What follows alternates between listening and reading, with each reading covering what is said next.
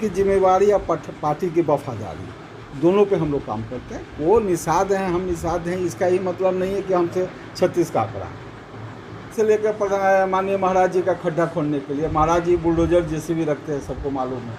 तो देखिए नतीजा भुगतिए।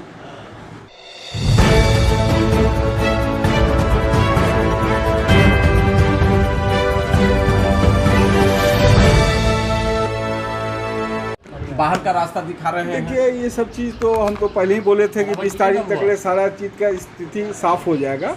तो माननीय बेबी जी उम्मीदवार हो गई हैं बीजेपी से, तो एक तो ये पटाक्षेप हो गया।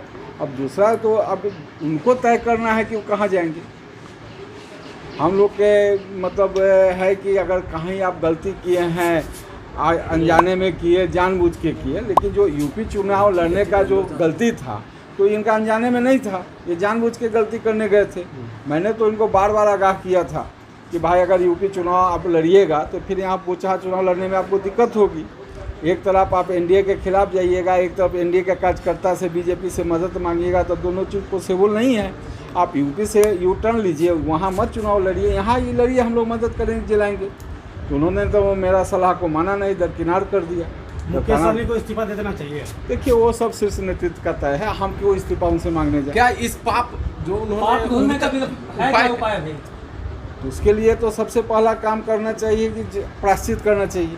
तो प्रायश्चित तो मेरे समझ से ये है कि आके आप बेबी कुमारी जो एनडीए के उम्मीदवार हो गई हैं उनको मदद करें, चुनाव जिताएं, शीर्ष नेतृत्व से बात करें कि उन्होंने जानबूझ के गलती किया तो क्यों किया। और उनका जो फुल पेज का ऐड जो यूपी के अखबार में आया कि जहाँ जहाँ बीजेपी जीत रही है उसको हराने का काम करो, तो कहीं से भी जो गठबंधन धर्म का पालन होना चाहिए वो उन्होंने नहीं किया। तो उनका खामियाजा तो भुगतना ही पड़ेगा। मैं पहले भी बोला था कि हम ही से पावर लेकर हमको आंख दिखाइएगा तो बीजेपी बर्दाश्त नहीं करेगी। विधान परिषद चुनाव में भी जहाँ बीजेपी के कैंडिडेट खड़े हैं वहाँ भी अपना कैंडिडेट उतारा है। बड़ी सीना ठोक के गए थे कि 165 सीट पे हम चुनाव लड़ेंगे यूपी में, गए थे ना सारे चैनल में बोल के। उम्मीदवार हम बोले कि नहीं मिलेगा, जो उम्मीदवार आएगा वो 999 वोट से आगे मतलब 4 अंक में नहीं पहुंचा। तो उनका उम्मीदवार की सूची जारी हुई 102 का, जिसमें 50 का नॉमिनेशन ही खारिज हो गया। तो जिस पार्टी का 50% नामांकन खारिज हो जाए तो समझिए कि वो कितना सीरियस चुनाव लड़ने गया। सिर्फ एक उम्मीदवार, वो भी बीजेपी का टिकट उसका कट गया था तो वीआईपी ने उसको पकड़ के उसको टिकट दे दिया। वही सबसे ज़्यादा वोट जो है 18 या 19 हज़ार काटा, जिसके कारण वहाँ से बीजेपी हारी है।